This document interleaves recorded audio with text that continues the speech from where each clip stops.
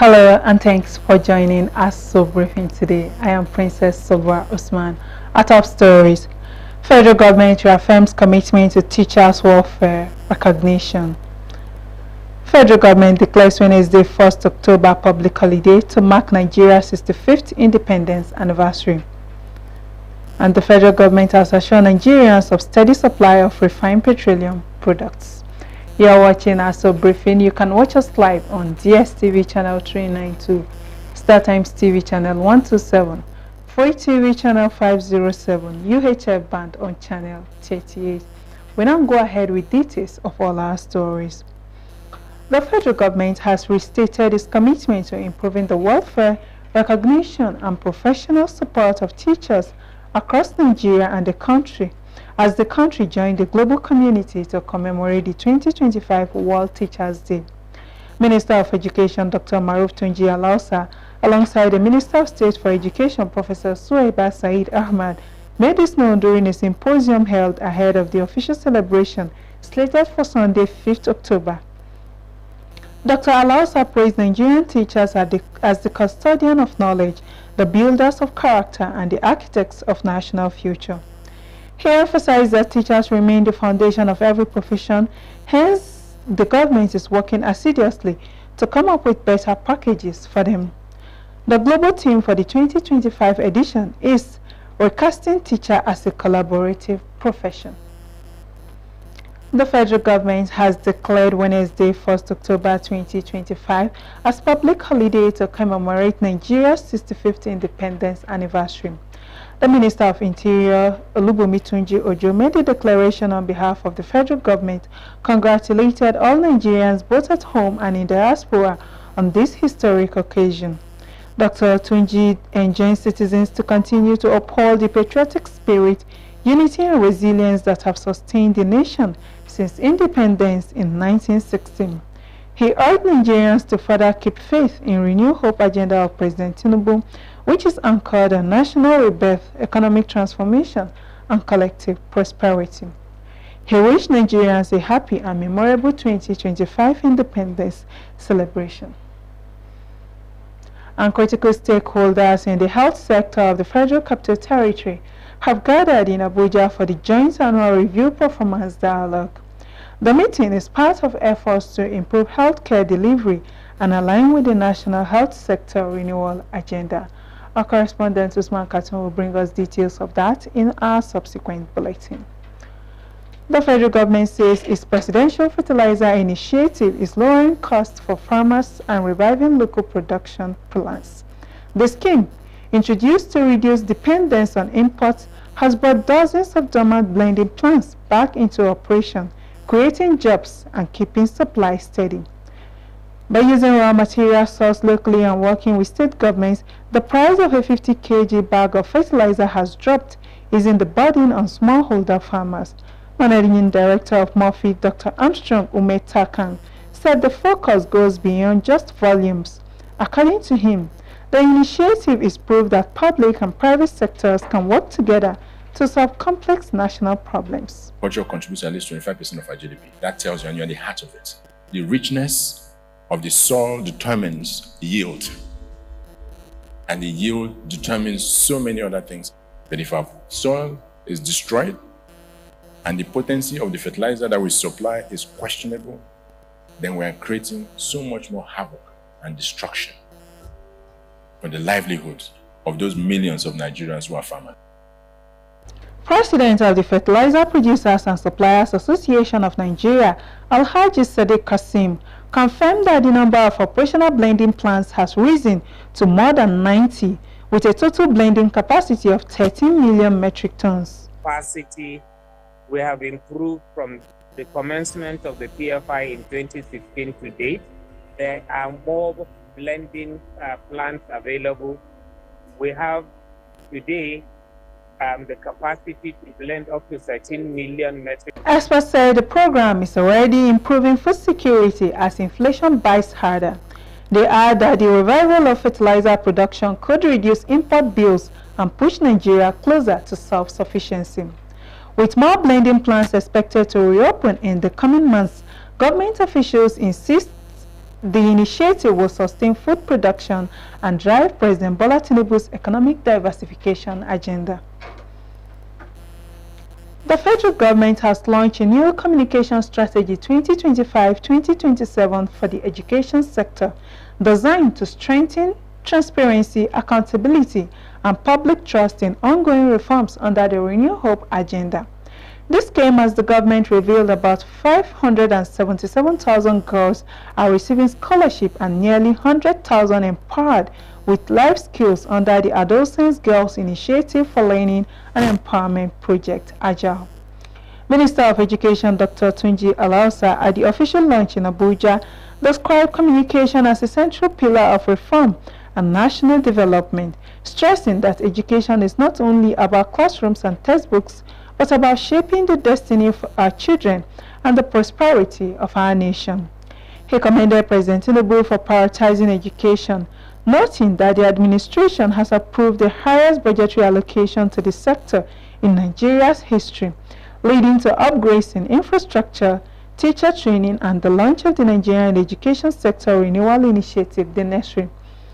The minister urged the media, civil society, development partners, parents, and teachers to support the initiative, insisting that reforms can only succeed with public understanding, trust, and active participation.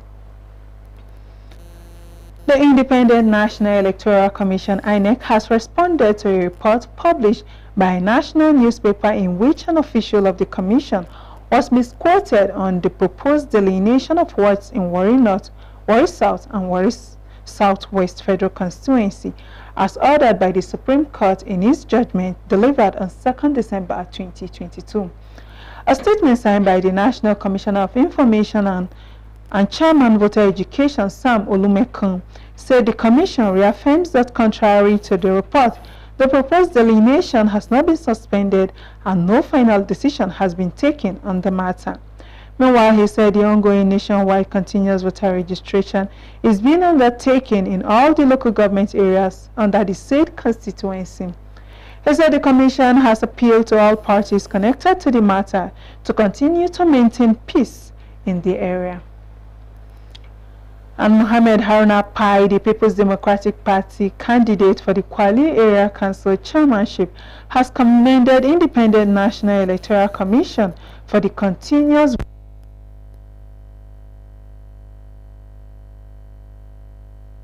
As the FCT Area Council elections draw nearer, the Independent National Electoral Commission (INEC) has intensified efforts to ensure a successful exercise by taking the ongoing continuous voter registration to all wards levels across the councils. Honorable Mohammed Haruna Pai, candidate of the People's Democratic Party (PDP) in Kwali Area Council, described it as a step in the right direction that will give people at the grassroots the opportunity to register and participate fully in the upcoming elections. I wish to thank the INEC chairman and other principal officers of the INEC for taking this decision to move the registration voters to our various wards. It is a very important movement and very essential to our people. Honorable Pai urged eligible voters in Kwali to take advantage of the exercise and ensure they get registered in order to be able to cast their votes during the elections. To the electors, this is an opportunity for them, for those that cannot move, for those that are lack of mobility. This is an opportunity for them. Just come out from your house, walk to the center, get yourself captured. In fact, I cannot understand, or I cannot take any reason from any voters for not coming out to get themselves captured while the machine is by their door. He also called on his teaming supporters to conduct themselves peacefully as political campaigns commence, stressing the need for a violence-free and rancor-free election. He further appealed for peace to be maintained before, during, and even after the council elections. And they should avoid fighting each other.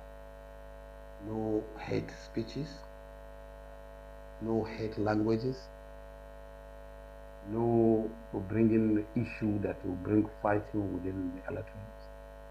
I think if that is done, we finish the campaign without any problems and between the parties and the candidate supporters. The FCT Area Council elections are slated for Saturday, February 21st, 2026. Abdullahi Mukhtar, Aso Television News. The Federal Capital Territory chapter of Ohaneze Indigbo has elected a new president. Chief Andrew Okonkwo-Ogo will lead the group for the next 4 years, succeeding Barrister Ifeanyichukwu Obasi-Nweze. Daniel Obi was there and tells us more.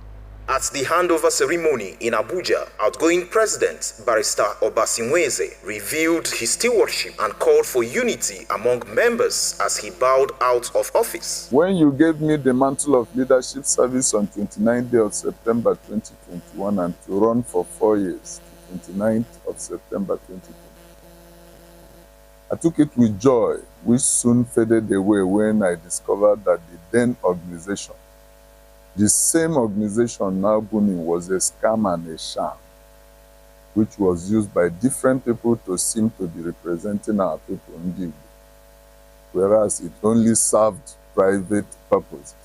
In his inaugural speech, Chief Ugu commended the achievements of his predecessor and pledged to build on them. He appealed for the support and cooperation of members as he begins his tenure, which runs from 2025 through to 2029. Today, I stand before you deeply humbled and profoundly grateful. This moment is not just about me, but about the collective spirit of Ndibo, our unity, and our shared destiny. First, permit me to honor and commend an outgoing president, the Barrister Ifeanyichukwu Obasi-Nweze. More, his tenure has been marked by vision, dedication, and tangible achievements. The brief ceremony, attended by senior chieftains of the organization, marked a smooth transition of leadership for the FCT chapter. Daniel Obi, Aso Television News. When Aso Briefing returns, we bring you more stories on business and more. Do join us after the break. We were warned about this marriage. Because we did not listen, a young maiden is dead. Nana, come here. Hi. Why do you speak so freely with a stranger from Ajan? We were just talking about offering Ujigijag a seat on the council. May God be praised. He has 2 wives. So why are you making it look like it is a big deal? Welcome back. You're watching Aso Briefing. You can watch us live on DSTV channel 392, StarTimes TV channel 127, Free TV channel 507, UHF band on channel 38. We go ahead with our remaining stories. The National Youth Service Corps has empowered a total of 58,933 corps members with different digital skills in its entrepreneurship drive towards youth empowerment within the last 2 years. The NYC DG Brigadier General Olakunle Nafiu stated this in his goodwill message at a retreat organized by the Federal Ministry of Youth Development with the theme Achieving the Youth-Focused Presidential Priorities and Deliverables in Abuja. The DG said for more than 2 years that this administration has been in existence, the NYC has been drawing strength from the support of Federal Ministry of Youth Development and by extension the federal government. He stated further that the scheme has remained committed to the success of the 6th priority area, which is focused on education, health, and social investment as essential pillars of development.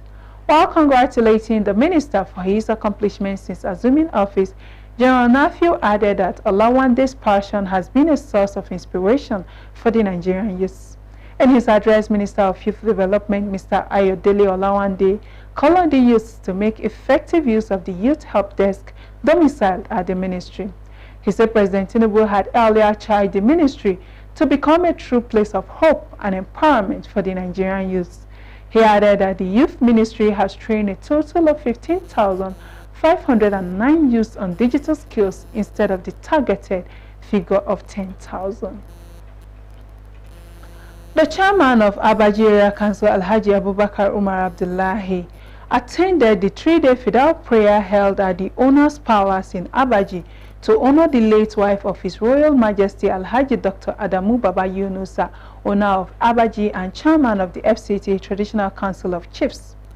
The solemn prayer led by the Deputy Chief Imam, Imam Malam Isiaka Muhammad Babachana, on behalf of Chief Imam Alhaji Bala Usman, sought forgiveness for the deceased and granted her a place in Jannat Firdaus. In his remarks, Alhaji Abubakar prayed for the fortitude of the bereaved family to bear the loss and express appreciation to dignitaries, relatives and sympathizers for their attendance. He also prayed for Allah's protection and safe journey for all attendees returning to their destinations. The Abaji chairman further supplicated to Allah to grant Abaji Area Council, the Federal Capital Territory, Nigeria and the world at large enduring peace, unity and prosperity. The management of Arise TV has announced the death of one of its news anchor and reporter, Somto Chukwu Christel Maduagu, who was said to have been killed during an armed robbery attack at her residence in Katampe, Abuja. The incident, which occurred in the early hours of Monday, September 29, 2025, is currently under investigation by the Nigerian police. The news channel, which announced this in a statement signed by Hadiza Usman Ajayi on behalf of management, described Maduago as not only a cherished member of the Arise News family, but also a vibrant voice that engaged and connected with viewers. The statement condoled with her parents, siblings, extended families, friends, and loved ones at this difficult time. Maduago, fondly called Somi by colleague, was 29 years old. She joined Arise News as a vibrant and engaging broadcaster whose work connected deeply with audience. Beyond her media career, she was also a trained lawyer and described as a professional, supportive colleague and a dear friend to many within and outside the news. May her soul rest in peace. And similarly, the Commissioner of Police, Federal Capital Territory, CP Ajawa Adawale, has extended his heartfelt condolences to the family, friends and colleagues of Ms. Somto Chukwu Christel, a news anchor, reporter and producer with Arise News Channel, who was killed during an armed robbery incident at her residence in Katampe area of Abuja in the early hours of Monday. Describing the incident as a cruel and senseless act that has no place in a sane society, CP Ajao assured that the command remains fully committed to ensuring that justice is served. According to a statement issued by the spokesperson to the command, SP Josephine Ade, to this end, the police boss has ordered a discreet and comprehensive investigation into the circumstances surrounding the incident. SP Ade and CP Ajao further directed the deployment of intelligence and operational assets to identify, track, and apprehend those responsible for this heinous crime. The statement quoted the command as commiserating with the bereaved family, the media community, and pledged that every effort will be made to bring perpetrators to justice. Meanwhile, the Minister of Information and National Orientation, Mohammed Idris, has described the death of Arise News anchor Somto Chukwu Christel as a regrettable and a grievous loss not only to her immediate family and the Arise News team, but to the Nigerian media fraternity and indeed the nation.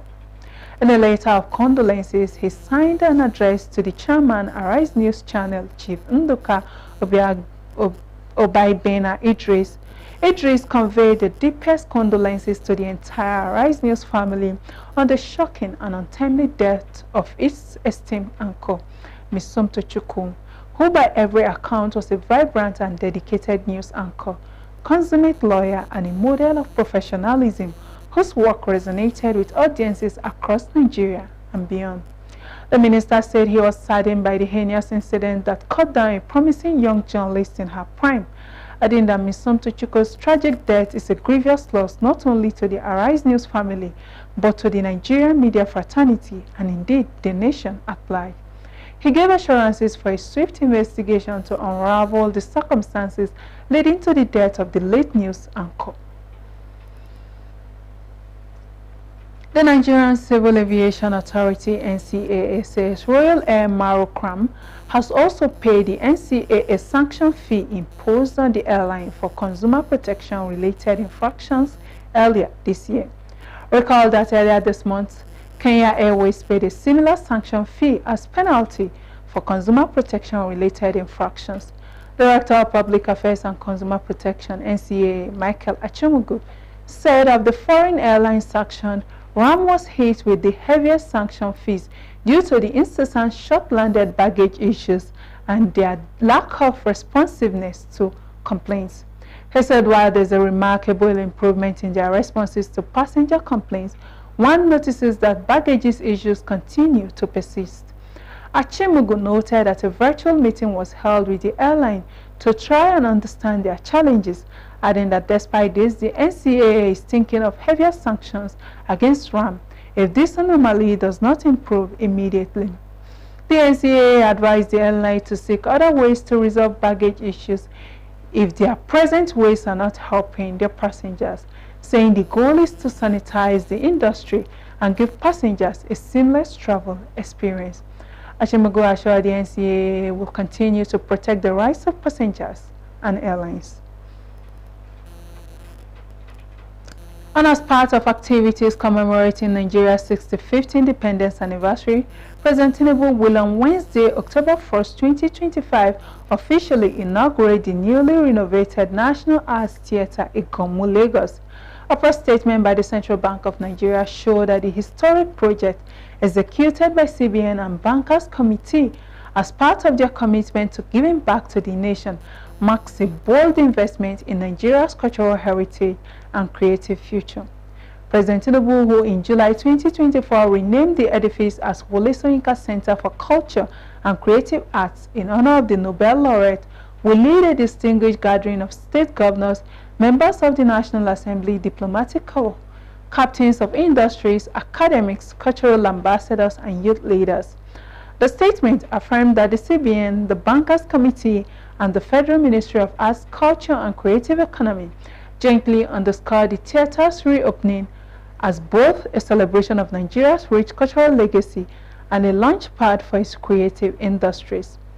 According to the statement, the upgrade to the facility is in line with the highest global standards for the theater and performance, as key improvements include a completely overhauled HVAC system, enhanced fire safety measures, new electrical, water, and sewage systems, advanced audio-video lighting technology, world-class stage engineering, 17 new passenger lifts, solar power integration, refurbished interiors and furniture, and the restoration of historic artworks.